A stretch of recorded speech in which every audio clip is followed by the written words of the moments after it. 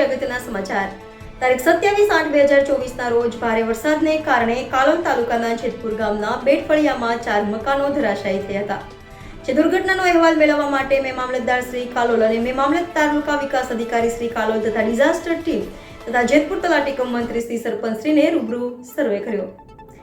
NN news Jetpur. દર્શક મિત્રો, NN ન્યૂઝને લાઈક, શેર, સબસ્ક્રાઇબ કરો, બેલ આઇકન પ્રેસ કરો જેથી આપને નોટિફિકેશન્સ મળતી રહે।